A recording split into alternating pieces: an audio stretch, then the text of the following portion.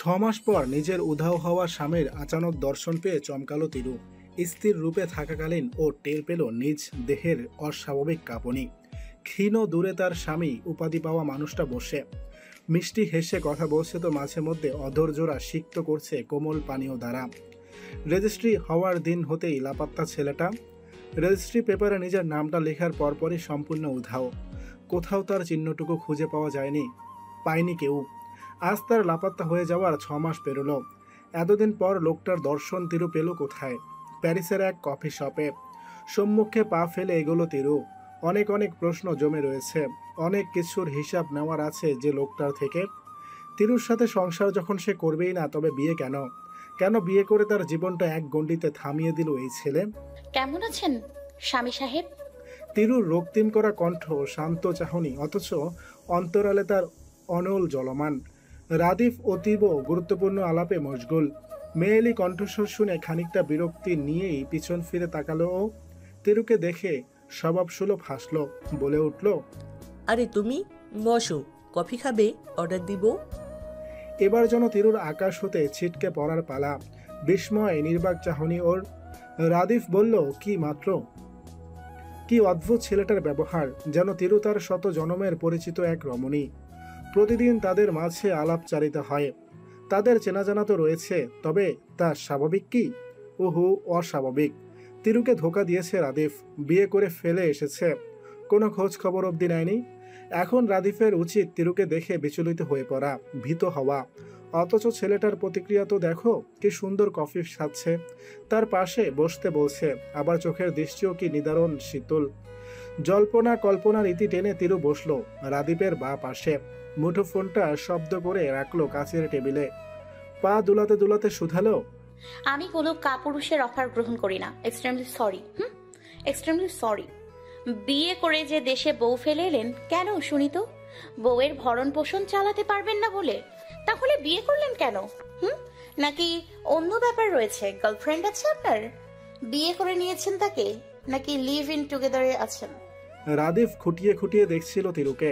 এক গাদা প্রশ্ন করা শেষে তিরু তখন লম্বা দম ফেললো, তাকালো পাশে, পুনরায় বলল, আমার প্রশ্নের উত্তর দিন, হারিও। রাদিফ দৃষ্টি সরালো, সামনে বসে থাকা দুজনকে দেখে জবাব দিল, কি বলছিলে যেন শুনিনি, আরেকবার বলা যাবে প্লিজ?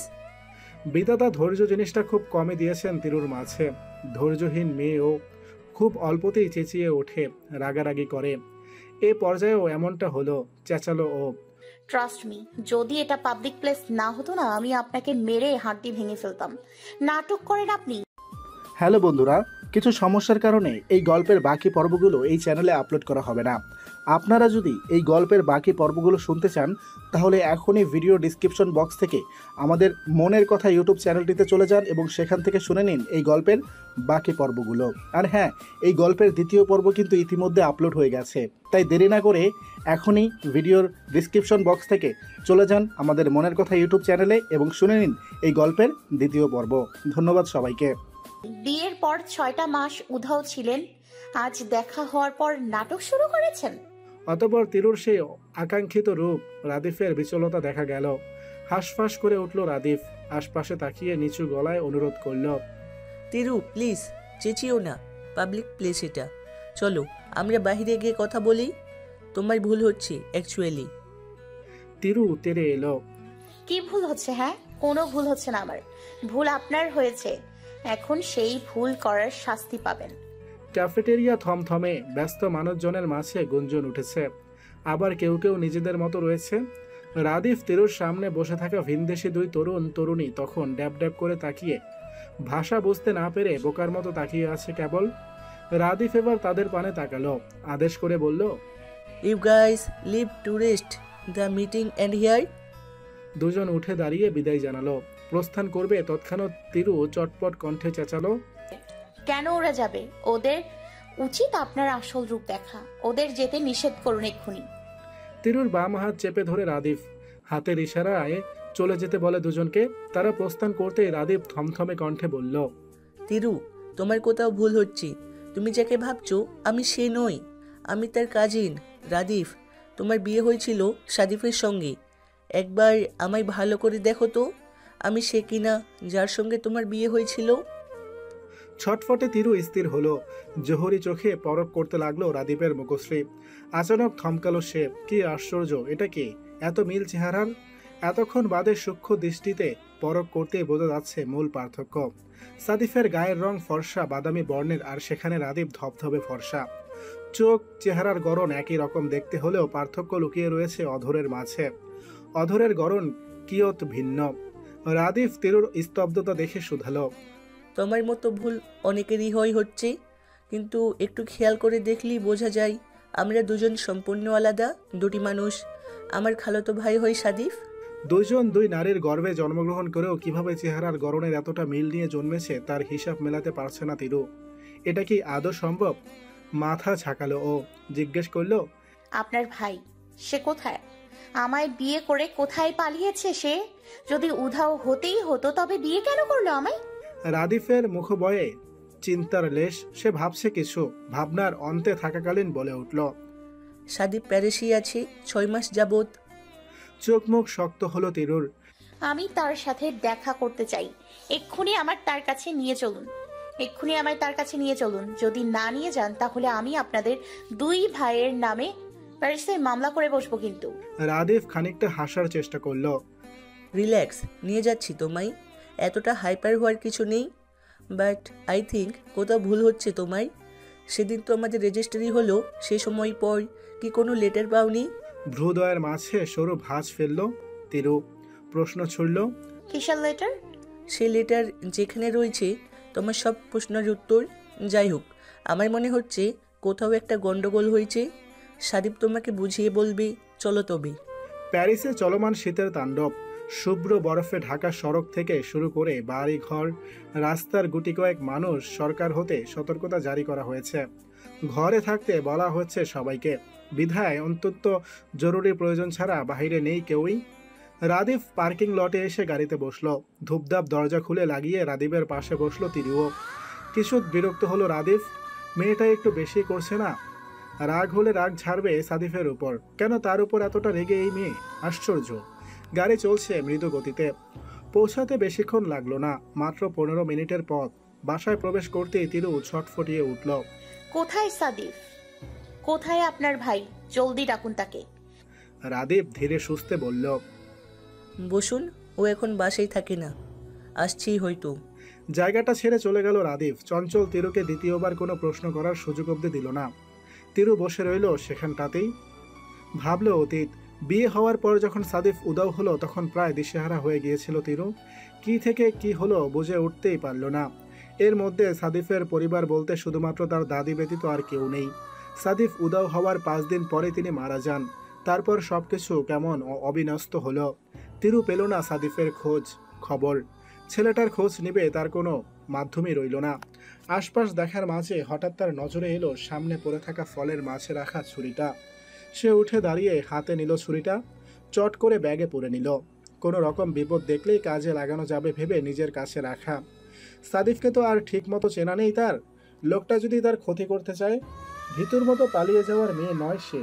তোর এতদিনের জমে থাকা প্রশ্নের জবাব না নিয়ে ও একদমই নড়বে না এখান থেকে। বিকট শব্দ হলো। গাড়ির হর্নের প্রখর শব্দে কান ঝাঁঝা করে উঠল তার ক্ষীণ সময় বাদে সদর দরজা দিয়ে ছায়া পড়ল এক সৌম্য মানবের। আলো নেই দরজার কাছটায়, তাই ছায়া ব্যতীত আর কিছু দেখা যাচ্ছে না। আগন্তুক যতটা এগিয়ে আসছে ততই তার শরীর অবয়ব স্পষ্ট হচ্ছে। খানিক বাদে নজরে এলো তিরুর আকাঙ্ক্ষিত সেই মুখশ্রী। ওই তো বাদামি বর্ণের সুঠাম দেহের পুরুষটা, সাদিফ। তুষার ঝড় থেমে গেছে। নিষ্ঠুর ঠান্ডার প্রকটটা কিছুটা কম এখন। মেঘ মেদুর আকাশ ধীরে ধীরে শুভ্র রঙে রাঙায়িত করছে নিজেকে। ঘড়ির কাঁটা 12তে পৌঁছাতেই দেয়াল ঘড়িটা বিকট শব্দ করল। কান এঁটো করা আওয়াজ লহমায় ভেঙে দিল তিরুর এবং সাদিফের মধ্যকার নীরবতা। মিনিট 2 হলো সাদিফ এসে তিরুর সামনে বসেছে। উচ্চারণ করেনি একটি শব্দও। ঘোরের মজে থাকা তিরু এবার হলো চঞ্চল। সাদিফের পানে প্রশ্ন ছুড়ল, আপনি কি এমন স্ট্যাচুর মতো বসে থাকবেন নাকি কিছু বলবেন? সাদিফ অস্বস্তিতে গাঢ় হয়ে বসে রয়েছে। অতিরিক্ত অপরাধ বোধ তাকে কুরে কুরে খাচ্ছে এই মুহূর্তে। অতীতে নিজের করা এক মস্ত বড় ভুল তাকে এখন পীড়া দিচ্ছে ভীষণ। মেঝে থেকে দৃষ্টি হটালো ও চোখ তুলে তাকিয়ে শুধালো। কোথা থেকে শুরু করব বুঝতে পারছি না। তিরু গম্ভীর গলায় জবাব দিল। হ্যালো বন্ধুরা, কিছু সমস্যার কারণে এই গল্পের বাকি পর্বগুলো এই চ্যানেলে আপলোড করা হবে না। আপনারা যদি এই গল্পের বাকি পর্বগুলো শুনতে চান তাহলে এখনই ভিডিও ডিসক্রিপশন বক্স থেকে আমাদের মনের কথা ইউটিউব চ্যানেলটিতে চলে যান এবং সেখান থেকে শুনে নিন এই গল্পের বাকি পর্বগুলো। আর হ্যাঁ, এই গল্পের দ্বিতীয় পর্ব কিন্তু ইতিমধ্যে আপলোড হয়ে গেছে, তাই দেরি না করে এখনই ভিডিওর ডিসক্রিপশন বক্স থেকে চলে যান আমাদের মনের কথা ইউটিউব চ্যানেলে এবং শুনে নিন এই গল্পের দ্বিতীয় পর্ব। ধন্যবাদ সবাইকে। শুরু থেকে বলা আরম্ভ করুন, আমি সবটা জানতে চাই। সাদিফ তিরুর মাঝে দূরত্ব অনেকখানি, তাই দূরত্ব ঘুচিয়ে কিছু নিকটে এলো সাদিফ। বসলো গিয়ে তিরুর পাশের সিঙ্গেল সোফায়, গলা ঝেড়ে নম্র গলায় বলে উঠল। তখন আমার 4 বছর বয়স মাত্র। 1 মাসের ব্যবধানে বাবা মা দুজনই মারা যান। এতিম হয়ে যাই আমি। আমার ঠাঁই হয় দাদির কাছে। দাদি বাদে আর কোনো আত্মীয় স্বজন ছিল না। বাবার একমাত্র সন্তান।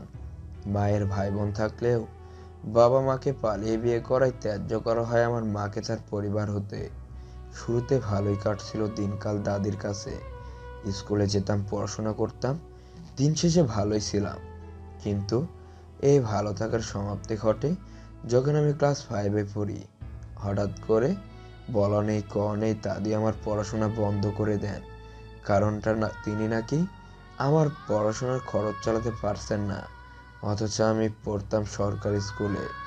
মাস শেষে বেতন ছিল 10 টাকা। দাদির মাসিক আয় ছিল সেখানে 10,000। আমার স্কুলে যাওয়া বন্ধ করে দেওয়ার পর দাদি আমাকে ঘরবন্দি করে ফেলেন। ঘর থেকে বের হলে প্রচুর মারধর করতেন। এমনকি একদিন তিনি আমাকে দেখাশোনার জন্য এক লোক আনেন। দেখাশোনা বললে ভুল হবে, আমাকে মার দেওয়ার জন্য। আমি ছেলে হলেও আমার মাঝে ছিল মেয়েলি স্বভাব। কোনো প্রতিবাদ না করে ভিতর মধ্যে আমি দিনের পর দিন দাদির অত্যাচার সহ্য করেছি। এভাবে সময় পেরিয়ে আমার বয়স গিয়ে থেকে 25-এর কোঠায়।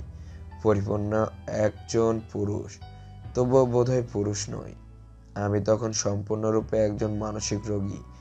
এতদিন ঘরবন্দি থাকার পর আমি পাগল হয়ে গেলাম। আমাকে সাহায্য করার মতো কেউ ছিল না। পরিপূর্ণ যুবক হলেও আমার মাঝে থাকা মেয়েলি স্বভাবটা আমাকে প্রতিবাদ করতে দেয়নি। বোধ করি একজন মেয়ের থেকে অবদার্থ ছিলাম আমি। তিরু আচানক চেঁচালো। যদি আমি ভুল না হই তবে আপনি কি? সাদিফ মৃদু গলায় বলল। ঠিক ধরেছেন, আমি পরিপূর্ণরূপে একজন পুরুষ নই। আমার মাঝে মেয়েলি স্বভাব রয়েছে। সহজ করে বললে আপনি আমায় তৃতীয় লিঙ্গের কাতারে ফেলতে পারেন। তিরু থমকালো, উত্তেজনায় মুখ চেপে ধরল নিজের। চোখ জোড়া বড়সড় হয়ে তার টের পাচ্ছে ও নিজ দেহের কাঁপুনি, হৃৎপিণ্ডের অস্বাভাবিক স্পন্দন। তিরুর বিহাল দশা দেখে সাদিফ তপ্ত শ্বাস ছাড়ল, বলল। ভয় পাবেন না, আমাদের বিয়ে হয়নি। কি? কিভাবে? রেজিস্ট্রি পেপারে তো আমাদের দুজনেরই সাইন ছিল। তিরুর বিস্মিত কণ্ঠ। এইটা ফেক পেপার ছিল। তিরু চটপট বলল। রাদিফের দেখা পেয়েছেন নিশ্চয়। এই বিয়েটা না হওয়ার পিছনে মূলত রাদিফের হাত আছে। আমার মানসিকতা পরিপূর্ণ সুস্থ হওয়ার ক্রেডিট ওর।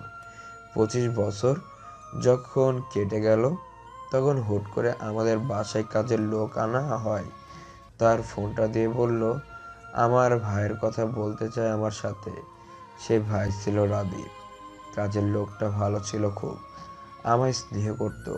কিন্তু দিন শেষে টাকার কাছে সে নিজেও একজন পরাজিত সৈনিক। তাই চাইতেও আমায় তেমন কোনো সাহায্য করতে পারছিল না। রাদীপের সাথে সেদিনের পর থেকে আমার নিয়মিত কথা শুরু হয়। আমি এবং রাদীপ দুজনেই সমবয়সী। বাংলাদেশে থাকতেই আমার মানসিক অবস্থা কিছুটা পরিবর্তন আসতে শুরু করে রাদীপের জন্য। রাদীপের সাথে কানেকশনটা তৈরি করে দিয়েছিল মূলত সেই কাজের লোকটাই, সালাম চাচা। রাদীপের তিনি সবকিছু খুলে বলেন আমার ব্যাপারে। দেশে আসার জন্য সকল প্রকার কার্যক্রম সম্পূর্ণ করে রাখাই ছিল রাদীপ। আর ঠিক তখনই দাদি আমার বিয়ের প্রসঙ্গ তুললেন। আমি ছিলাম তখন উন্মাদ। এক কথায় আমায় বলা যায়, যা হতো তাই করতাম, সেটা হোক ভালো কি মন্দ। দাদি যখন বিয়ের প্রসঙ্গে কথা বললেন, আমি হ্যাঁ বলে দিই, কারণ তখন আমার মনের মাঝে একটা ভীতি ছিল, আমি যদি না করি তাহলে দাদি আমায় আবার ওরও মারবেন। যদিও বা আমার উপর করা শারীরিক অত্যাচার বন্ধ হয়ে গেছিল 18তেই। দাদির বিয়ের প্রস্তুতি নিতে থাকেন, তার মাঝে সালাম চাচা আমাকে জানান আমার বিয়ে ঠিক হয়েছে আপনার সঙ্গে। প্রতিক্রিয়াহীন ছিলাম। বিয়েটা যে কি জিনিস তাও তো আমি বুঝতে পারছিলাম না। এতটা অধপতন হয়েছিল আমার মানসিক অবস্থার। তারপর সবকিছু দ্রুত ঘটে যায়। বিয়ের দিন ঘনিয়ে আসে, সাথে রাদীপও দেশে ফিরে আসে। রাদীপ দাদিকে বোঝানোর চেষ্টা করে, আর এটাই ছিল ওর করা মস্ত বড় ভুল। লোক দিয়ে রাদীপকে মেরে রক্তাক্ত করে গ্রামের বাইরে ফেলে আসা হয়। এর মাঝে সাহায্য করেন সালাম চাচা। রাদীপকে তখন হাসপাতালে ভর্তি করে তিনি পুলিশের কাছে যেয়ে ফিরে আসেন বিয়েটা ঠেকাতে। আপনার জীবনটা নষ্ট হয়ে যেত নাহলে। তখন তিনি না এলে তিনি উকিলের সাথে কথা বলে একটা নকল পেপার তৈরি করে টাকা খাইয়ে দাদির অগোচরে আসল পেপার সরিয়ে নকলটা দেওয়া হয়। সাইন হয় নকল কাগজে।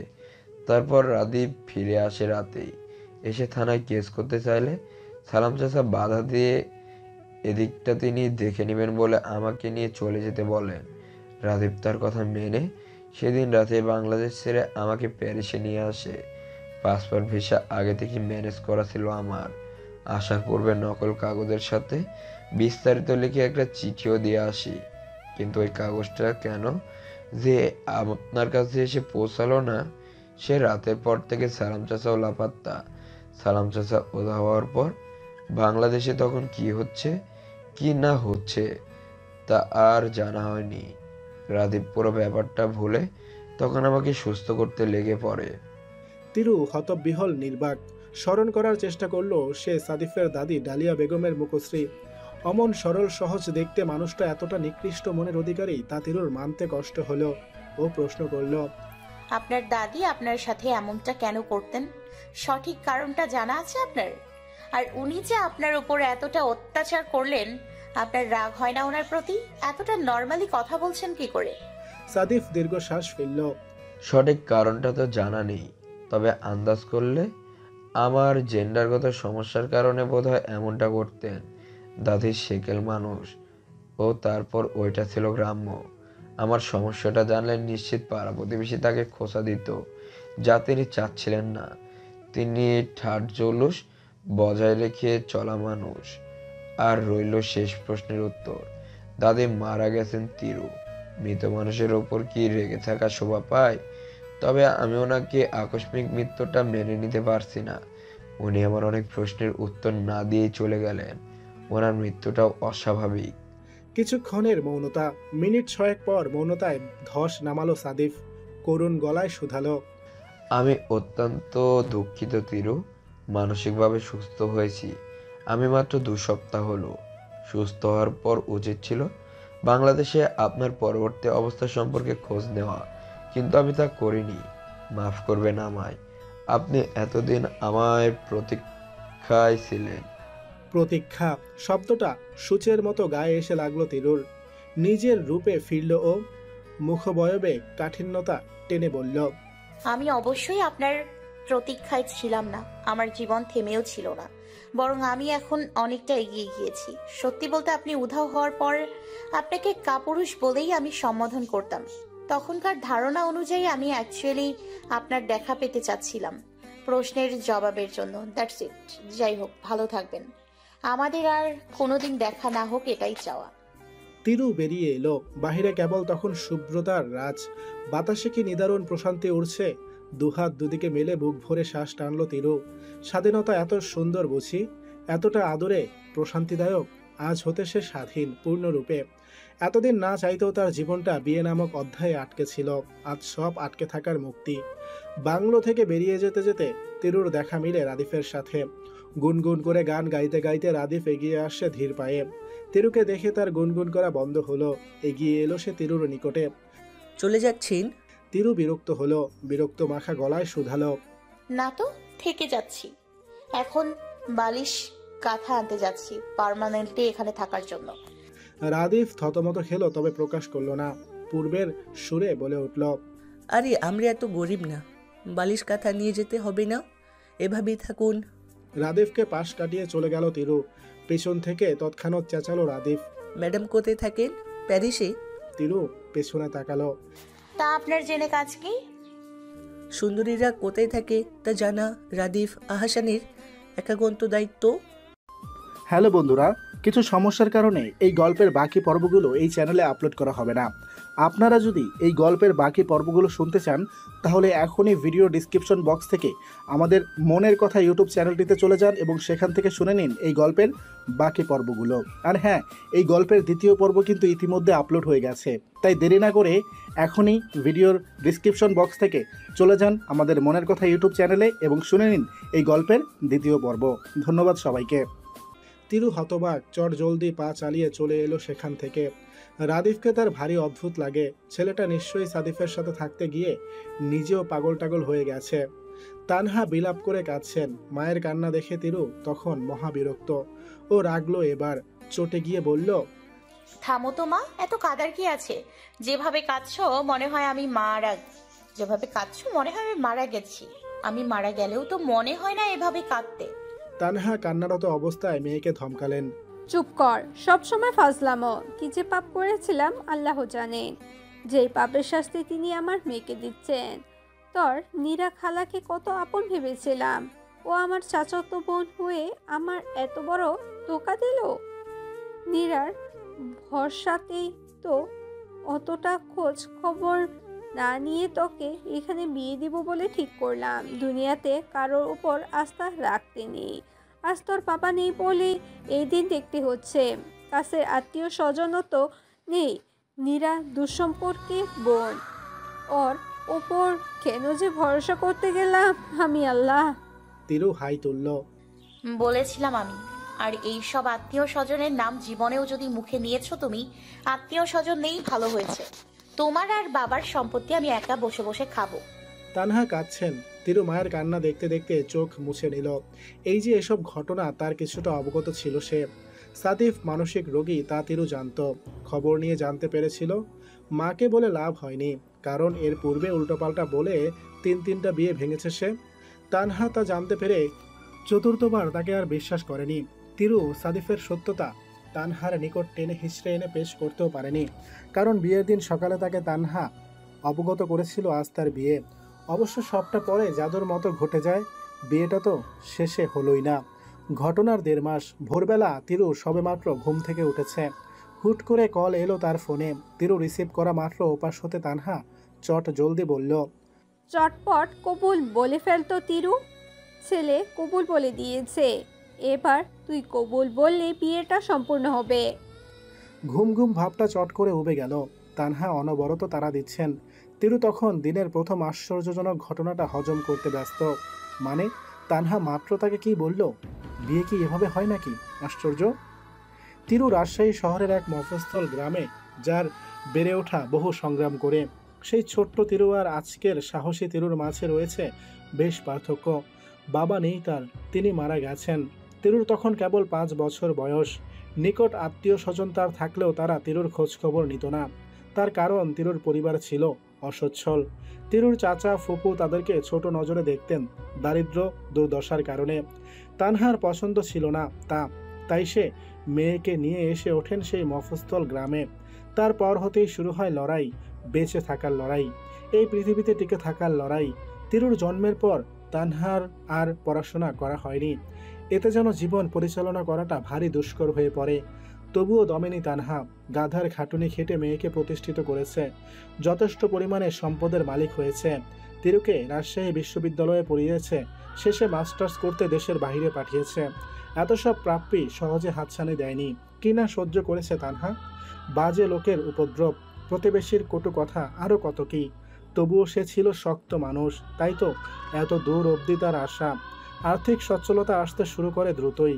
ছোট্ট তিরু বিশাল স্বপ্ন নিয়ে বড় হয়। সে মুক্ত পাখি, আকাশে ডানা মেলে উড়তে চায়। বিশাল পৃথিবী দেখার বড় শখ তার। কিন্তু তানহা যে মানে না, একা কোথাও যেতে দিতে রাজি নন তিনি। তিরু তবুও স্বপ্ন দেখে একদিন সে পৃথিবীর সব দেশ ভ্রমণ করে ফেলেছে। তিরুর এই মুক্তমনা মন তানহার কেন যেন পছন্দ নয়। সে তিরুকে বিয়ে দিতে তাই উঠে পড়ে লাগে। তার মতে জীবনে চলার পথ একজন নারীর পাশে পুরুষের থাকা অতি আবশ্যক, নতুবা এগিয়ে যেতে বহু কষ্টের মাঝে পড়তে হয়। তার মেয়ে সেই কষ্ট সহ্য করতে পারবে না, তাই তো একজন সুপাত্রের হাতে তিরুকে তুলে দেওয়ার এতটা তোড়জোড় তার। তিরু মাকে বোঝাতেই পারল না জীবনে চলার পথে পুরুষ মানুষ থাকা অতটা গুরুত্বপূর্ণ নয়। নিজে ভালো হলে সব ভালো। তাছাড়া এই যুগে বউয়ের এমন আকাশে উড়ে বেড়ানোর স্বপ্নকে বা গ্রহণ করতে চায়? তিরুর ভয় হয়, বড্ড ভয় হয়। যদি তার স্বপ্ন পূরণে বাধা দেয় তার জীবনসঙ্গী, তবে কি হবে? এই ভয়ের দরুন বিয়ের প্রতি তার এতটা অনীহা। দুইজন দুই মেরুর বাসিন্দা, কারো মতের মিলই হয় না। তিরু, এই তিরু। তানহার অধৈর্য গলা, মেয়ের এরূপ স্তব্ধতা দর্শন করে তিনি বিরক্ত, ভীষণ ভীষণ বিরক্ত। এতটা অবাক কেন হচ্ছে তিরু? সে তো তিরুকে বলেই রেখেছিল ছেলে দেখছে, একদিন হুট করে বিয়ের আয়োজন করে বসবে বলেছে তো। তাহলে এখন এমন আহাম্মকের মতো হাঁ করে তাকিয়ে আছে কেন মেয়েটা?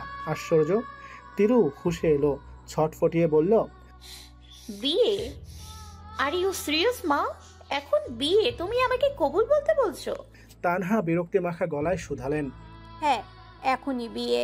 কানে শুনিস না নাকি? কবুল বল। কাজী সাহেব তারা দিচ্ছেন তো। ছেলে সেই কখন কবুল বলে দিয়েছে। দেখি সুন্দর করে মাথায় কাপড় দে তো, ঠিকঠাক হয়ে বস। মা তুমি বলো তো, এভাবে কি বিয়ে হয়? বিয়ে কি এতটা তুচ্ছ তাচ্ছিল্য চাই ব্যাপার নাকি? ছেলেকে কি করে তার বায়োডাটাও তো পাঠালে না। হুট করে এভাবে কি বিয়ে করা যায়? কেন, তোকে আগে থেকে বলে রেখেছিলাম না আমি হুট করে একদিন তোর বিয়ের আয়োজন করে ফেলবো? আগে থেকে যেভাবে মন মানসিকভাবে তৈরি হতে বলিনি? তিরু দুঃখী গলায় বলল, বলেছো তো, কিন্তু তুমি যে এরকম বিয়ের আয়োজন করবে তা কে জানতো? জানলে আমি কখনো হ্যাঁ বলতাম না। তানহা গলা ঝাড়লেন। আশেপাশে নজর বুলিয়ে তিনি চট করে ফোন নিয়ে বেরিয়ে এলেন বাহিরে। কণ্ঠের খাদ নামিয়ে বললেন, শোন তিরু, এবার আমি ছেলের খা খবর একা নিজে নিয়েছে, একদম পাই টু পাই তথ্য জেনেছে। ছেলের সাথে আমি প্রায় 7-8 বার দেখা করে ফেলেছি। ছেলে দেখতে যেমন সুন্দর তেমনি তার ব্যবহার আচার আচরণ মাশাআল্লাহ ভালো পাত্র। তুই চিন্তা করিস না। ছেলের নাম আরন। পরিবারে অসুস্থ বাবা আর 3 বোন আছেন। তোর জন্য একটা সুখবর আছে তিরু, ছেলে তো প্যারিসে সেটেল। তোকে আর দেশেও আসতে হবে না, জামাইকে নিয়ে প্যারিসেই থাকবি। তিরু মরা গলায় শুধালো, এক্ষুনি জামাই ডাকা শুরু করে দিয়েছো। বিয়েই তো হয়নি। হয়নি, হয়ে যাবে। আরও শোন, ছেলে ইন্টার পাস। আরনের বাবা অনেক আগে থেকে অসুস্থ, বুঝেছিস? ওদের সংসার চালাতো ওর মা, কিন্তু তিনি মারা গেছেন, তাই পরিবারের হাল ধরতে বেচারা ছেলেটা এসএসসি দিয়ে চলে যায় প্যারিস। প্যারিসে এখন ওর নিজস্ব একটা রেস্টুরেন্টও রয়েছে। টাকা পয়সার অভাব নেই, তুই সুখে থাকবি মা।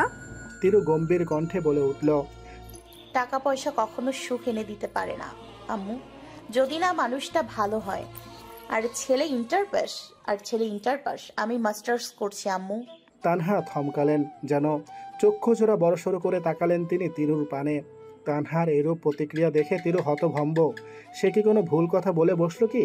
তার ভাবনার মাঝেই তানহা চেঁচালেন, তিরু, আমার বিশ্বাস হচ্ছে না তুই এমন কথা বলছিস। এটা তুই বলতে পারলি তিরু?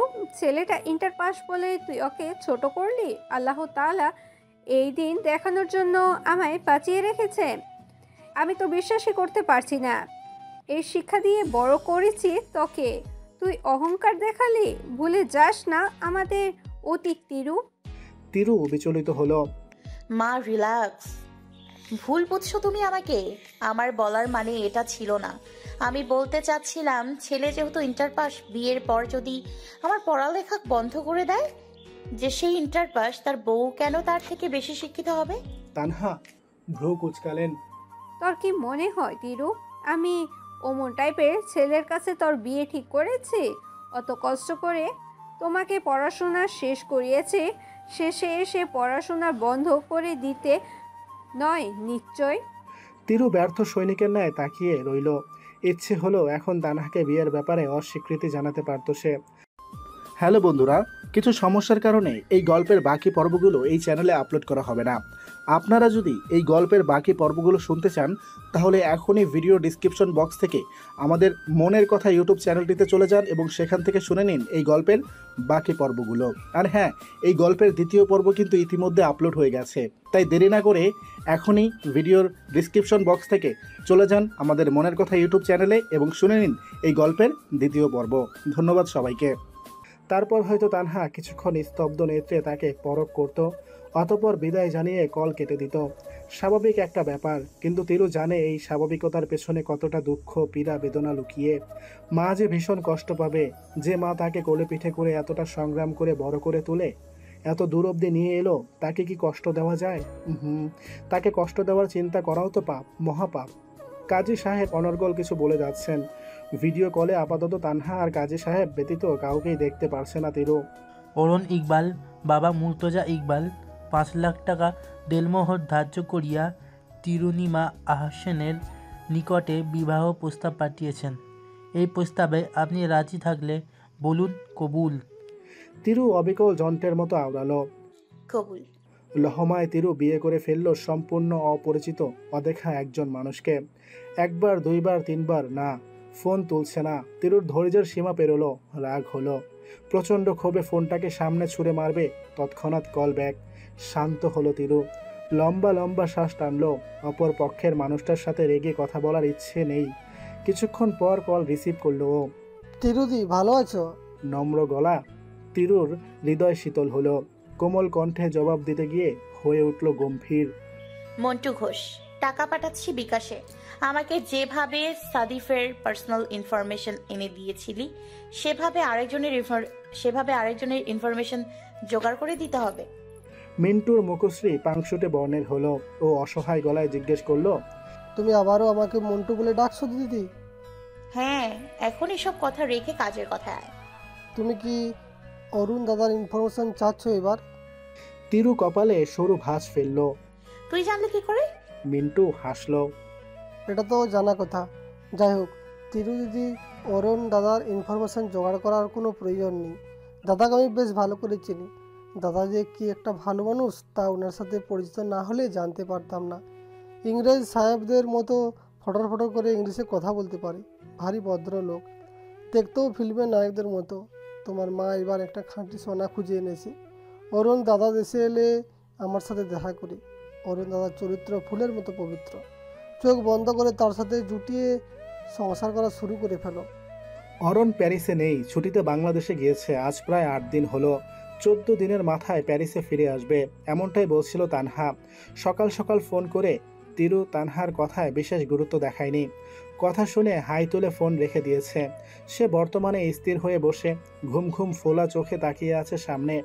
বিগত দিনের নিজের জীবনে ঘটে যাওয়া ঘটনাগুলো স্লাইড শো আকারে চোখের সামনে ভাসছে তার। একটু বেশি কি সিনেমাটিক হয়ে গেল না সব ব্যাপারগুলো? হ্যাঁ, আসতে পারে জীবনে অদ্ভুত মুহূর্ত, তাই বলে এতটা কি? তিরুর তা জানা নেই। সে আফসোসও করে না, দুঃখও পায় না। বিয়ে তো একটা করতেই হতো তার, নয়তো তানহা যে শান্তি পেত না। তিরু কি মায়ের খুব বাধ্যগত সন্তান? না। সকল কথা অক্ষরে অক্ষরে পালন করে? না। তিরু বড্ড অবাধ্য মেয়ে। মায়ের কোনো কথা সে আজ পর্যন্ত মেনেছে কিনা জানা নেই, কিন্তু শেষে এসে বিয়েতেই কেন যে বাধ্যগত হয়ে গেল তা তার জানা নেই। হয়তো স্রষ্টা এটাই চান। তিরুর কপালে বোধহয় অরণ নামের সেই অদেখা পুরুষটি ছিল। টিরু, আর ইউ ওকে? চোখ বন্ধ করলো তিরু, ফেললো লম্বা দীর্ঘশ্বাস। তার এত সুন্দর নামটা এই ভিনদেশি মানুষগুলো ঠিক মতো কেন উচ্চারণ করতে পারে না? কেন? তিরু উঠে দাঁড়ালো, হতাশ চোখে পরখ করলো তার সম্মুখে অবস্থানরত মেয়েটাকে। মেয়েটার নাম ইলি, তার রুমমেট, একই সাথে থাকে ওরা। ইলি বাদেও আরও 2 জন রয়েছে অবশ্য, কিন্তু তাদের সাথে তিরুর বিশেষ সখ্যতা নেই। বাকি মেয়ে দুটো তাকে ছোট নজরে দেখে। প্রথম কারণ সে থার্ড কান্ট্রি হতে আসা, এবং দ্বিতীয় কারণটা যে কি তা স্পষ্ট নয় এখন অবধি। তবে এতটুকু বুঝেছে তার বাকি 2 জন রুমমেট সাউথ এশিয়াকে নিম্ন চোখে দেখে। তিরু তার লম্বা চুলগুলো হাত খোপা করে নিতে নিতে ইলিকে প্রতি উত্তর করল, Yeah, I'm fine. Why you are asking me this? ইলি সঙ্গে সঙ্গে জবাব দিল না। ও আস্তে ধীরে হেঁটে এসে বসলো বিছানায়। তিরুর হাত টেনে ধরে তাকেও বসিয়ে দিল পাশে। অতঃপর ধীর গলায় শুধালো, তুমি কি তোমার হাজবেন্ডকে মিস করছো টিরু? ইলির প্রশ্নে ভ্যাবাচাকা খেলো তিরু। মেয়েটি হুট করে হাজবেন্ডের টপিক তুললো কেন? আশ্চর্য। ও প্রশ্ন করল, হঠাৎ আমার হাজবেন্ডের ব্যাপার তোমার জিজ্ঞেস করতে ইচ্ছে হলো কেন? ইলি কিছুক্ষণ চুপ রইল, এক দৃষ্টে তাকিয়ে রইল কেবল তিরুর পানে। তারপর যেভাবে হুট করে উদয় হয়েছিল সেভাবেই ছুটে বেরিয়ে গেল। তিরু তখন বোকা বনে বসে। ইলিকে বড্ড অদ্ভুত লাগে তার। মেয়েটা ভারী উদ্ভট কাজকর্ম করে। মাঝে মধ্যে তার মনে হয় ইলির নিশ্চয়ই কোনো মানসিক সমস্যা রয়েছে। তার কাজকর্মই এমন অদ্ভুত ধরনের। ক্লাস শেষে মাত্রই রেস্টুরেন্টে প্রবেশ করেছে তিরু। ইলি এখানে, ওরা দুজন পার্ট টাইম জব করে। ইলি ওয়েটার এবং তিরু শেফের দায়িত্বে রয়েছে। রান্নার হাত দারুণ মেয়েটার, তাই শেফের জবটা পেতে তেমন কোনো অসুবিধা হয়নি। তিরু স্যান্ডউইচ তৈরি করে ট্রেতে রাখছিল, তখনই ছুটে আসে ইলি। মেয়েটা হাঁপাচ্ছে রীতিমতো। তিরু তাকে দেখে চিন্তিত হলো। আরে ওকে, এভাবে ছুটে এলে কেন ইলি? কোনো সমস্যা হয়েছে কি? ইলি চটপট ইংলিশে বলে উঠল, ওই যে তোমাকে বলেছিলাম না আমাকে একটা ছেলে ধোকা দিয়েছে, তাকে তোমাকে চিনিয়ে দিব যাতে তুমি ওই ছেলের পাল্লায় না পড়ো। মনে আছে না? ছেলেটা ওই রেস্টুরেন্টে এসেছে, তাও জানো কাকে নিয়ে? ওর বউ। তিরু বিশেষ আগ্রহ দেখালো না, ব্যস্ত হলো নিজের কাজে। ইলি তিরুর অনাগ্রহ দেখে দুঃখী গলায় বলল, তুমি ওকে দেখবে না? তিরু ইলির হাতে ট্রে ধরিয়ে দিয়ে তারা দিল। দেখবো, আগে এটা ওই কর্নারের কাস্টমারকে দিয়ে আসো। ইলি হাওয়ার বেগে ছুটে গেল। তিরু অবাক, সে বুঝলো না ইলি কেন তাকে ছেলেটার সাথে পরিচয় করিয়ে দেওয়ার জন্য এতটা উদ্গ্রীব। ইলি ফিরে এলো, তিরুর হাত টেনে ধরে কিচেন থেকে নিয়ে এলো বাইরে। তারা দাঁড়ালো পাইন ট্রির ঠিক পেছনটায়। ইলি আঙুল দিয়ে ইশারা করে বলল, ওই দেখো, ওই যে একটা মেয়ের হাতে চুমু দিচ্ছে যে ছেলেটা, ব্ল্যাক ড্রেস।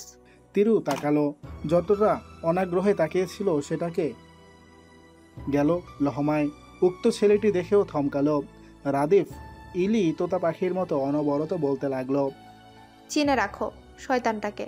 বউ রেখে এই বেটা যে কত মেয়ের সাথে ফষ্টি করে। বিয়ে করেছে 5 বছরের বেশি। ওর ওয়াইফ সব কিছু জানে, ইউনো, তবুও কিছু বলে না। সবই টাকার জোর। রাদীপ বড়লোক দেখে ও বিবাহিত জানার পরও সব মেয়েরা ওর সাথে লিভ ইনে যেতে এক পায়ে রাজি। কোনো মেয়ে যদি ওর নজরে আসতো কিন্তু ওকে পাত্তা দিত না, তখন ও ছেঁচড়ার মতো ওদের পেছন পেছন পড়ে ওদের ঠিকই হাসিল করে নিত, অতঃপর নির্দিষ্ট সময় বাদে ছুঁড়ে ফেলে দিত। আমি যদি আগে জানতাম টিরু, তাহলে কখনোই ওই ছেলের পাল্লায় পড়তাম না। তিরু হা করে তাকিয়ে। রাদিফের চরিত্র এতটা বাজে, মাই গড। তিরু তো এখনো বিশ্বাসই করতে পারছে না। ছেলেটা তো তার সাথেও ফ্লার্ট করার চেষ্টা করেছিল। হয়তো সে সুযোগ দিলে বিরক্ত করা ঝাড়ি রাখতো। ভাগ্যিস তার বিয়েটা হয়ে গেছে। এই প্রথম বিয়েটা হওয়ার জন্য তার মনে প্রশান্তি অনুভূত হচ্ছে। তিরু, আজ তোদের ওখানে সকাল 7:30টায় আরও পৌঁছাবে কিন্তু। তিরু ভারী ব্যস্ত, দেরি হয়ে গেছে তার। তানহার কথায় বিশেষ ধ্যান দিচ্ছিল না। তবে অরণের প্রসঙ্গ আসতে হিজাব পরা বন্ধ করে মায়ের পানে ফ্যাল করে তাকালো। জিজ্ঞেস করলো, কোথায় পৌঁছাবে? আমার বাসায়? তুমি ওনাকে আমার ঠিকানা দিয়ে দিয়েছো? না, তোর বাসায় কেন? প্যারিসে বলছি। তোর ঠিকানা দিবি না কেন? তোর ঠিকানা তো সেই কবে দিয়ে দিয়েছি। আরুন পৌঁছে তোকে হোস্টেল থেকে নিয়ে যাবে। তিরু আমতা আমতা করলো, কোথায় নিয়ে যাবে আমাকে? কি বোকার মতন প্রশ্ন করছিস? আরুন যেখানে থাকে সেখানে নিয়ে যাবে। তোদের বিয়ে হয়েছে তো নাকি? একসাথে থাকবি না? আরুন বলেছে 12টার দিকে তোর ওইদিকে যাবে। কিছুক্ষণ মৌন রইল তিরু।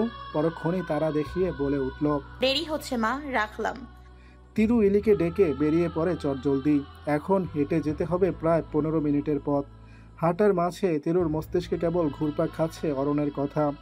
তিরু সময় দেখল, এখন 7টা বাজে। তার মানে অরণে প্যারিসে পা রাখবে আর আধা ঘন্টা পর। অরণের সাথে সাক্ষাৎ হবে 5 ঘন্টা বাদেই। অজান্তে তিরু কেঁপে উঠল। হৃৎপিণ্ডের স্পন্দন বেড়ে গেল খানিকটা। সেই বোধহয় একমাত্র ব্যক্তি যে কিনা তার স্বামীকে বিয়ের 2 সপ্তাহ পেরিয়ে যাওয়ার পরও নিজ চোখে দর্শন করেনি। ক্লান্ত দেহ, অলস পায়ে ধীর গতিতে হাঁটছে তিরু। ইলি নানান কথা বলছে, কিন্তু একটা শব্দও তার কানে ঢুকছে না।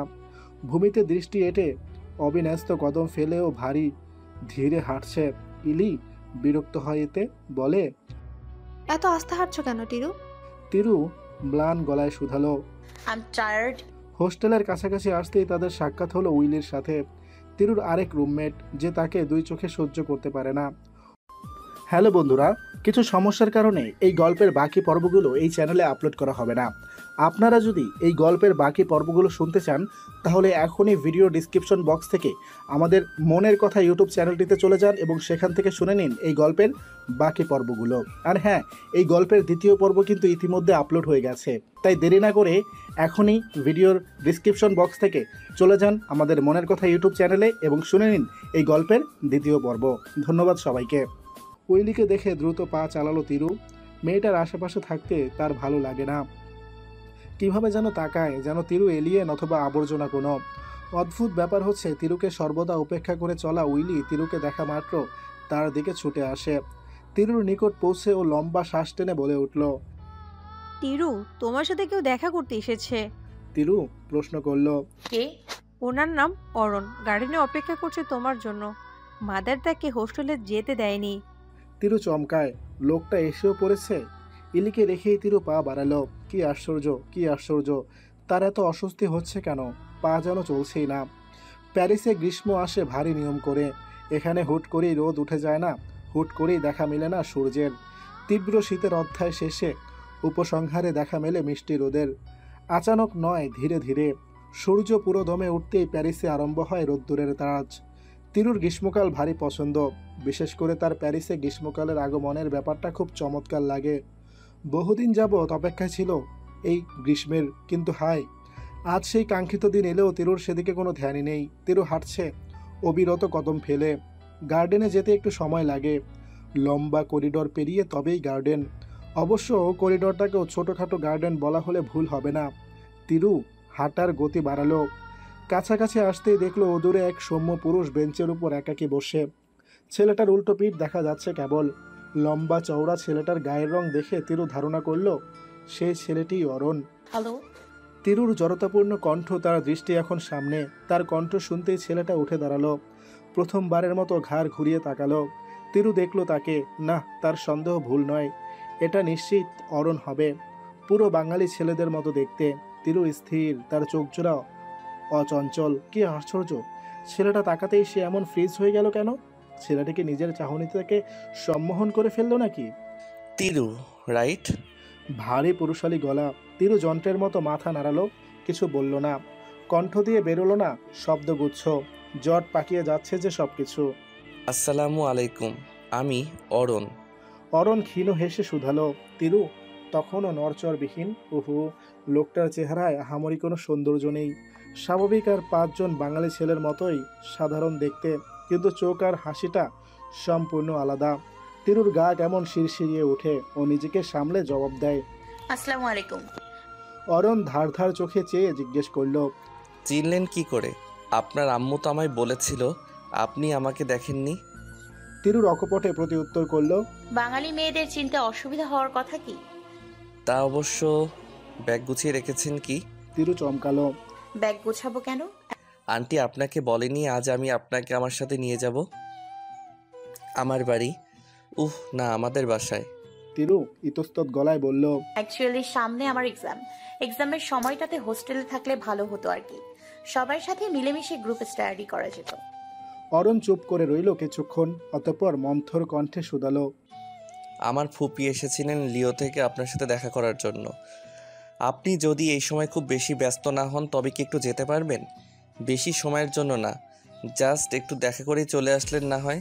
তিরু দ্রুত বলল, হ্যাঁ, এই টাইমটাতে মোটামুটি ফ্রি থাকি, চলুন যাওয়া যাক।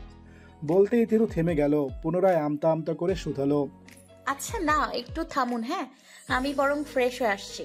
মাদার বাইরের মানুষদের কিছুতেই অ্যালাউ করেন না ভেতরে যেতে, না হলে আপনাকে অবশ্যই ভেতরে আসতে বলতাম। অরণ ছোট্ট করে জবাব দিল, ব্যাপার না, আপনি যান, আমি ওয়েট করছি। তিরু ভীষণ শক্ত মনের, আবেগহীন হৃদয়ের অধিকারী মেয়ের নাম তিরু, যার মনে নেই কোনো আবেগের রাজত্ব, নেই কোনো অনুভূতি। ভালোবাসা যে কি জিনিস সে তা বোঝেই না। তবে তবে নিয়ম কি বদলাতে চলেছে? সবসময় সবার চোখে চোখ রেখে টাস টাস করে কথা বলা তিরুর অরণের চোখে তাকাতে এত কেন জড়তা, অস্বস্তি? অরণ কথা বললেই কেন তার কণ্ঠ শুনে পুরো গা কেঁপে ওঠে।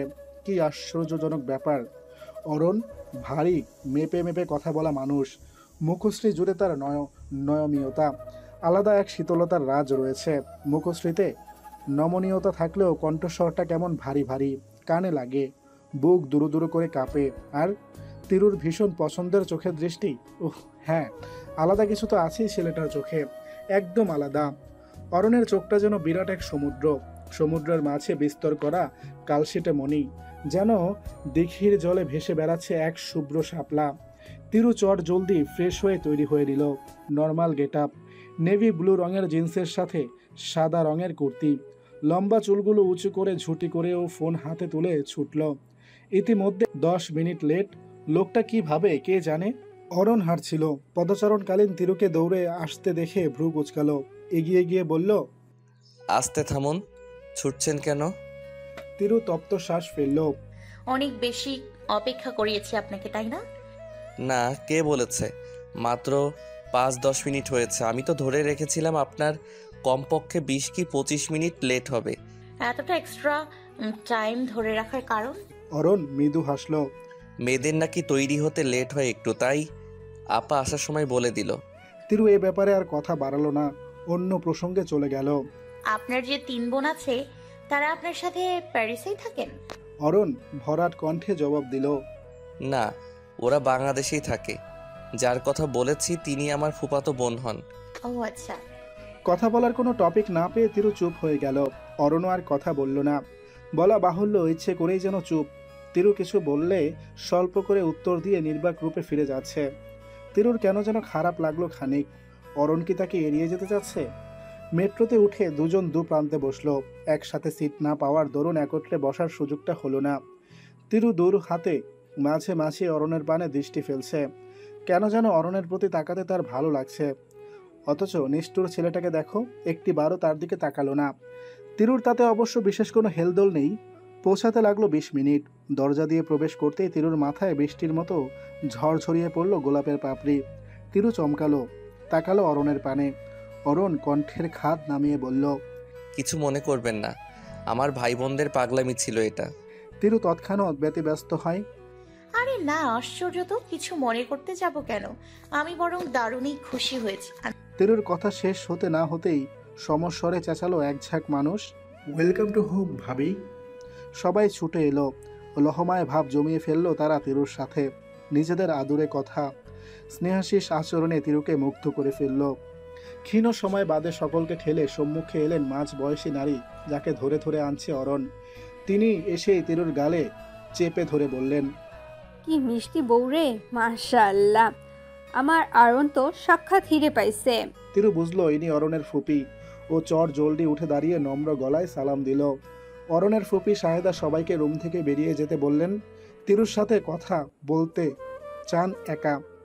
সকলে যেতেই শাহেদা তিরুর সাথে আলাপে মশগুল হলেন। কথার ফাঁকে হাতে ওষুধ নিয়ে উপস্থিত হলো অরণ।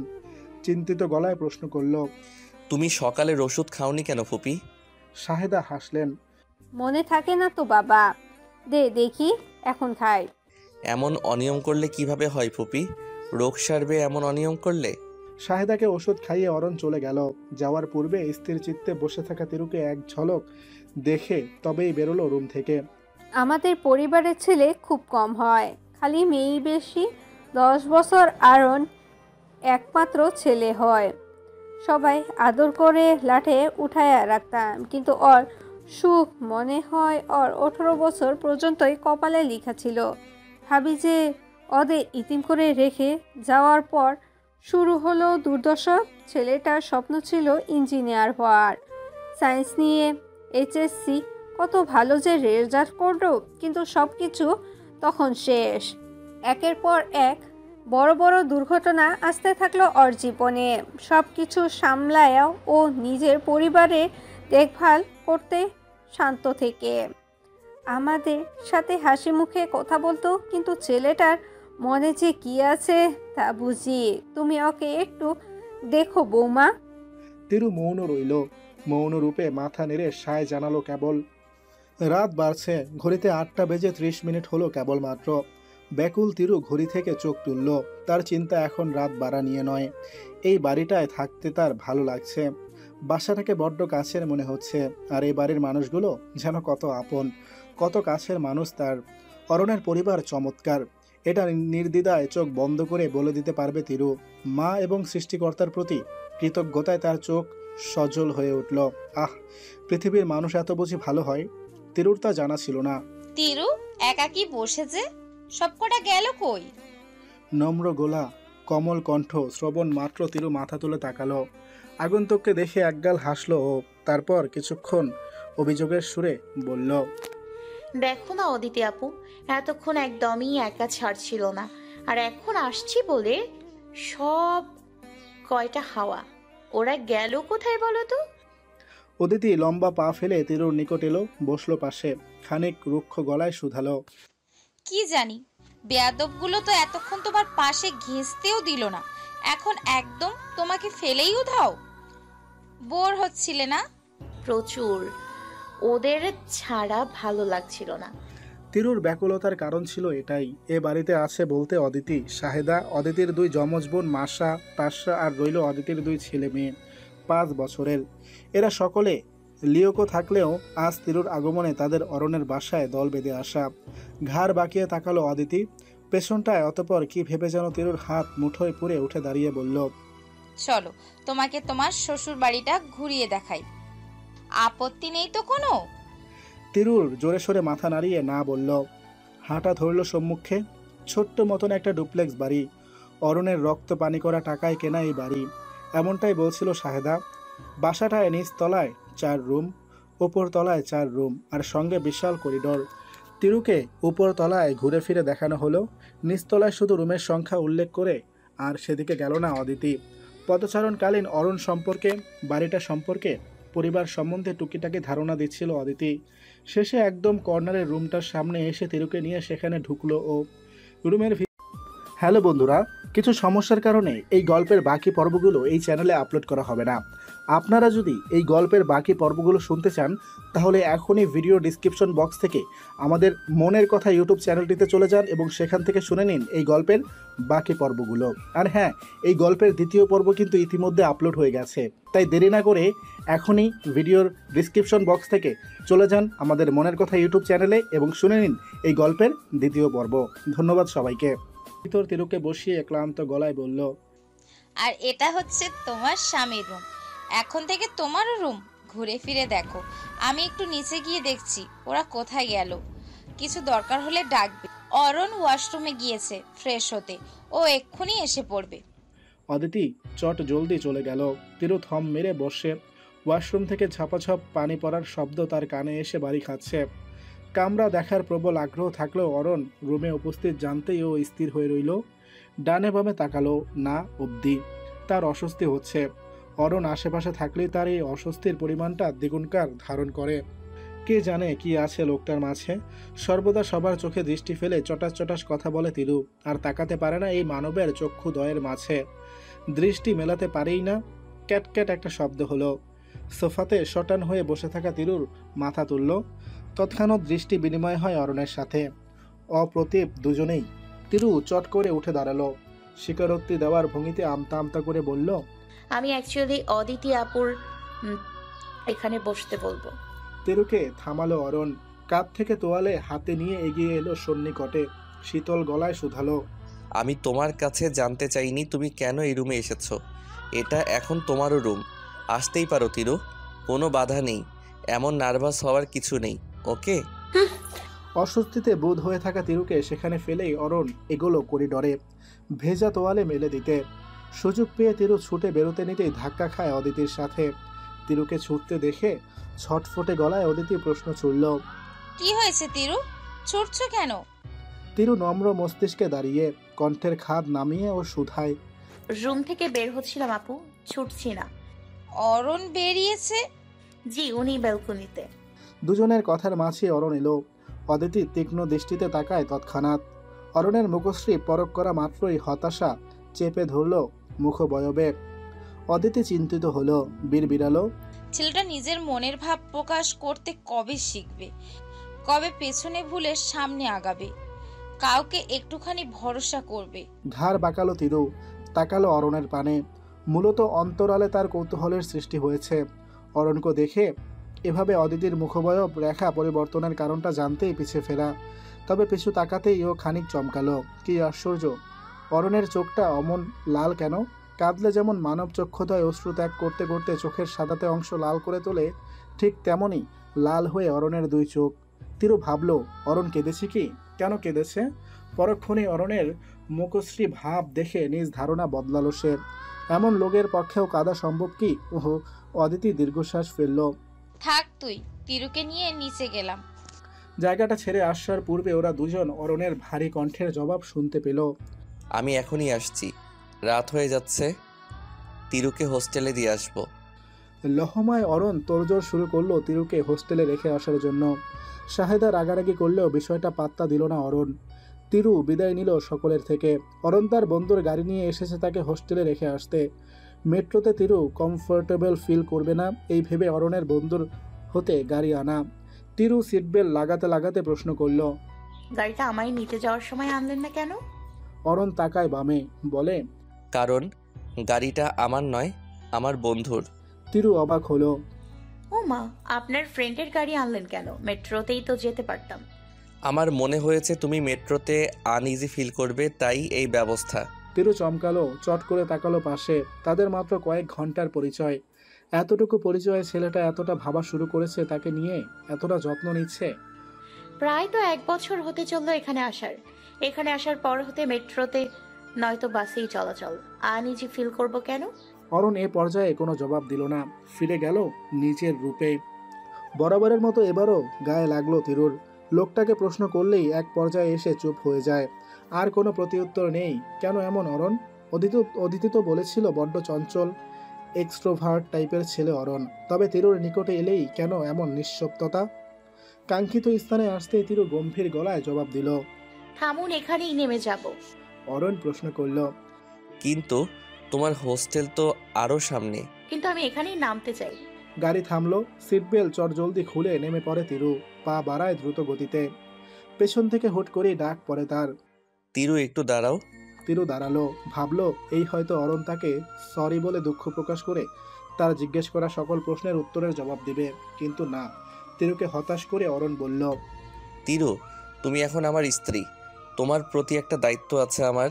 আমি চাই স্বামী হিসেবে সেই দায়িত্বটা পালন করতে।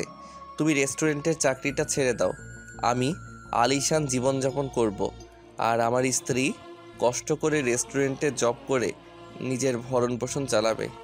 এটা আমার জন্য কষ্টদায়ক। আমি এখন থেকে তোমার ভরণ পোষণের দায়িত্ব নিতে চাই। কাল পরীক্ষা। দিনরাত এক করে তিরু একাধারে পড়ে যাচ্ছিল সপ্তাহখানেক যাবৎ। রেস্টুরেন্টে তার যাওয়া হচ্ছে না। এমন নয় যে সে অরণের কথাটা মেনেই যাচ্ছে না, যাওয়া হচ্ছে না কেবল পরীক্ষার পড়ার জন্য। রেস্টুরেন্টের মালিক আবার ইলির খুব পরিচিত লোক, তাই এই সুযোগটা পাওয়া গেছে। অরণের বলা কথাটা নিয়ে এখনও দ্বিধাদ্বন্দ্বে রয়েছে সে। কি করবে? চাকরিটা আদৌ ছাড়বে কিনা তা নিয়ে সে চিন্তিত। লোকটা একবার বলল আর তাতেই চাকরি ছেড়ে দেওয়া কি শোভা পায় কে জানে। তিরুর মাথায় ঢুকছে না। মায়ের সাথে সে পরামর্শ করবে ভেবেছিল, কিন্তু পরদিনই তানহার কল করে পাই করে বলে দিয়েছে অরণ যাই বলে তা শুনতে, তার অবাধ্য না হতে। তিরু অবশ্য তার প্রত্যুত্তরে কিছু বলেনি, শুনে কল খট করে কেটে দিয়েছে। ইলি শব্দ করে দরজা লাগালো, চেঁচিয়ে উঠল, উইলি, তুমি রাদিফের সঙ্গে রিলেশনে গিয়েছ? Are you fun kidding with me? ইলির আচানক আগমন, উচ্চস্বরে চেঁচানো, আর শেষে রাদিফের প্রসঙ্গ আসতেই তিরু আড়মোড়া ভেঙে বই থেকে মুখ তুলল। উৎসুক দৃষ্টিতে তাকালো উইলির পানে। মেয়েটা ভাবলেশীন, ফোনে দৃষ্টি ফেলে আপেলে ছোট্ট ছোট্ট কামড় বসাচ্ছে। ইলি পুনরায় গর্জে উঠল, উইলি, আমি তোমাকে বলছি কিছু শুনতে পাওনি তুমি? তোমাকে বলেছিলাম আমি রাদিফের থেকে দূরে থাকতে। তুমি কি চাও আমি বাবার কাছে বলি এসব কথা? বল, তুই বললে আমিও বলবো। আমার আগে তুই রাদীপের সাথে রিলেশনে ছিলি এবং ফিজিক্যালি অ্যাটাচও হয়েছিস। উইলির সোজাসাপটা উত্তর। আগ্রহ হারালো তিরু। কানে ইয়ারফোন গুজেও মগ্ন হলো অঙ্ক কষতে। উইলি ইলির বোন, সৎ বোন বলা চলে। ইলি তার বাবার প্রথম পক্ষের স্ত্রীর সন্তান এবং উইলি দ্বিতীয় পক্ষের সন্তান। ওদের মাঝে প্রায়শই ঝগড়া হয়, তর্ক হয়। এসব দেখে ক্লান্ত তিরু। প্রথম থামাতে যেত, কিন্তু পরবর্তীতে খেয়াল করে তিরু দুই বোনের মাঝে গেলে উইলি আরো বেশি হিংস্র হয়ে যায়। এরপর হতে ওদের মাঝে ঝগড়া দেয়নি সে। কিছুক্ষণ বাদে রুম থেকে রেগে বেরিয়ে যায় উইলি। ইলি তার প্রস্থান দেখে আহত নয়নে ব্যথিত হৃদয়ে গুনগুনিয়ে কেঁদে উঠতেই তার উপর দৃষ্টি পড়ে তিরুর। তপ্তশ্বাস ফেলে স্থান সেরে সে উঠে এলো। ইলির নিকট এগিয়ে কাঁধে হাত চেপে বলে উঠল, don't cry Ili, please stop. Ili ফোপাতে ফোপাতে জবাব দেয়, কাঁদবো না তো কি করবো টিরু? উইলি কেন বোঝে না আমার কথা? আমি তোর ভালো চাই। ও আমার বোন। ও কবে আমার কথা মানবে টিরু? কবে আমাকে একটু ভালোবাসবে? বাবা মার স্নেহ তো পাওয়ার সুযোগ হলো না, এখন কেবল বোনের ভালোবাসা চাচ্ছি। রসটা কি সেটাও আমার কপালে রাখেনি? তিরু করুণ চোখে তাকালো, ভীষণ করে বলতে চাইল, তোমাকে উইলি কিভাবে ভালোবাসলে ইলি? ও তো তোমাকে বোন হিসেবে মানেই না, সর্বদাই হেয় তুচ্ছ করে, তোমায় ঘৃণা করে। এটা কবে বুঝতে পারবে তুমি? তবে ও বলল না। এই কথাটা বললে ইলি আরো ভেঙে পড়বে না? তার জন্য বিষয়টা এড়িয়ে গেল। খানিক হাসার চেষ্টা করে শুধালো, উইলি আমাদের কত ছোট ইলি, কেন বোঝো না তুমি? ছোট্ট মানুষ, তাই তোমার কথা বুঝতে চাচ্ছে না। আর একটু বড় হলে ঠিকই বুঝবে। এখন কান্না বন্ধ করে পড়তে বসো তো দেখি। কালকের পরীক্ষায় ফেল করতে চাও নাকি? ইলি কিছুক্ষণ মৌন রইল। আপন মনে দুঃখগুলো অন্তরালের খাঁচায় বন্দি করার চেষ্টা করল। হচ্ছে না যে। দুঃখের পরিমাণটা তার এতটাই বেশি যে মন গহীনে লুকিয়ে রাখা দায় হয়ে পড়েছে। কান এঁটো করা শব্দে ফোন বেজে উঠল। চমকালো দুজনেই। তিরুর ফোন। ইলির ভেজা গাল দুহাতে মুছে তিরু গেল ফোনের নিকট। আননোন নাম্বার হতে ফোন। তার কপালে ভাঁজ পড়ল। খানিকটা চিন্তিত হয়ে কল রিসিভ করলো। অরণ বলছিলাম। ভারী কণ্ঠ, তিরু স্তম্ভিত। ঠিক কতদিন পর এই গা শিরশির করে দেয়া কণ্ঠ শুনছে সে? এক কি দুদিন না, পুরো একটা সপ্তাহ পর। এতদিন এই লোকটা ফোন দেয়নি দেখে বিন্দুমাত্র খারাপ লাগা কাজ করেনি তার। অরণকে মনেও পড়েনি, কিন্তু আজ দেখো তো, লোকটা ফোন দিল আর সাথে সাথে তার নিষ্ঠুর বেইমান মস্তিষ্ক বারংবার বলতে লাগলো, এই কণ্ঠের অপেক্ষাতেই তো ছিলাম। তিরু আপনি কি লাইনে আছেন? শুনতে পাচ্ছেন কি? ধৈর্যহারা শোনালো অরণের গলা। বিমোর তিরু হুঁশে এলো, চটপট শুধালো, জি আছি তো, বলুন। এত রাতে ফোন দিলেন যে, কোনো সমস্যা কি? অরণ কণ্ঠের খাদ নামিয়ে প্রতি উত্তর করল, কোনো সমস্যা না, অ্যাকচুয়ালি জরুরি একটা কথা বলা প্রয়োজন ছিল। ভেবেছিলাম সকালেই ফোন দিব, কিন্তু এখন দিয়ে ফেললাম। আপনি তো মেবি ঘুমননি, তাই না? না, ঘুমাইছি, পড়ছিলাম। কথার মাঝে তিরু খেয়াল করলো অরণ তাকে একবার তুমি তো কখনো আপনি বলছে। এ প্রসঙ্গে প্রশ্ন তুলল সে তৎক্ষণাৎ। আচ্ছা ওয়েট, আপনি একবার আমায় আপনি তো আর একবার তুমি বলছেন কেন বলুন তো? ফিক্সড কিছু একটা ডাকুন না। আচ্ছা, আই উইল ট্রাই। যার জন্য কল করা আপনাকে। আমি কাল আপনাকে এক্সাম হলে দিয়ে আসবো। কষ্ট করে আপনি হোস্টেলের নিচে 5 মিনিট দাঁড়িয়ে থাকলেই হবে। তিরু অবাক হলো, বলল, কষ্ট করে আপনি কেন আবার আসতে যাবেন? আমি বাসে করে চলে যাব না, আপনার আসার দরকার নেই। অরণ দৃঢ় গলায় বলল, দরকার আছে বলেই বলছি, অদরকারি কাজ আমি করি না তিরু। হ্যালো বন্ধুরা, কিছু সমস্যার কারণে এই গল্পের বাকি পর্বগুলো এই চ্যানেলে আপলোড করা হবে না।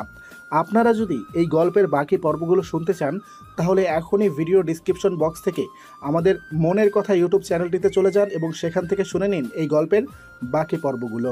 আর হ্যাঁ, এই গল্পের দ্বিতীয় পর্ব কিন্তু ইতিমধ্যে আপলোড হয়ে গেছে, তাই দেরি না করে এখনই ভিডিওর ডিসক্রিপশন বক্স থেকে চলে যান আমাদের মনের কথা ইউটিউব চ্যানেলে এবং শুনে নিন এই গল্পের দ্বিতীয় পর্ব। ধন্যবাদ সবাইকে।